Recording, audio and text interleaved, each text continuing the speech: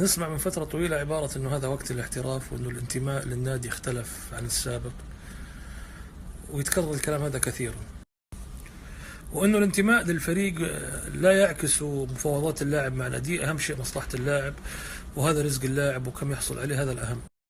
طبعا أنا أتفهم وجهة النظر هذه ولكني غير مقتنع فيها 100%، ومرت علي نماذج كانت مختلفة تماما. على سبيل المثال ميرير رادوي جاني قبل ما ينتهي عقده ب7 شهور، قال لي أنا ما أبغى أكمل وأبغى أمشي، عندي عرض من نادي العين الأماراتي. طبعا كان باقي في عقده 7 شهور مثل ما قلت، باقي له شهر واحد ويدخل 6 شهور ويصبح حر في الانتقال. للمعلومية رادوي أول ما جاء الهلال كان عقده 800 ألف يورو في السنة، رفعناها ثاني سنة بعد مستوى المتميز اللي قدمه 1,200,000. العرض اللي جاله من نادي العين الأماراتي لما كان كوزمي يدربه كان 3 مليون يورو في السنة. الغريب في الأمر أنه رادوي فاجأني بالسنابة الجاية أقول لكم.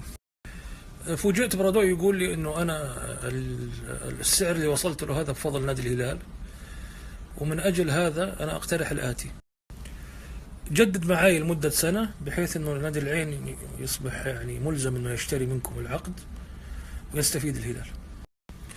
وقد كان فعلا جددنا العقد لمدة سنة واشترى العين 3 مليون يورو. السؤال المهم جدا اللي يطرح نفسه: كم لاعب ممكن يسوي اللي سواه رادوي مع نادي الهلال؟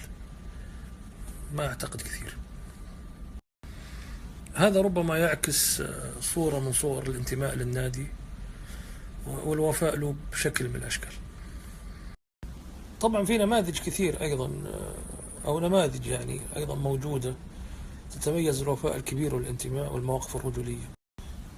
منهم على سبيل المثال الحصر محمد الشلهوب وياسر القحطاني، مواقفهم دائما كانت تتميز بالوفاء والانتماء.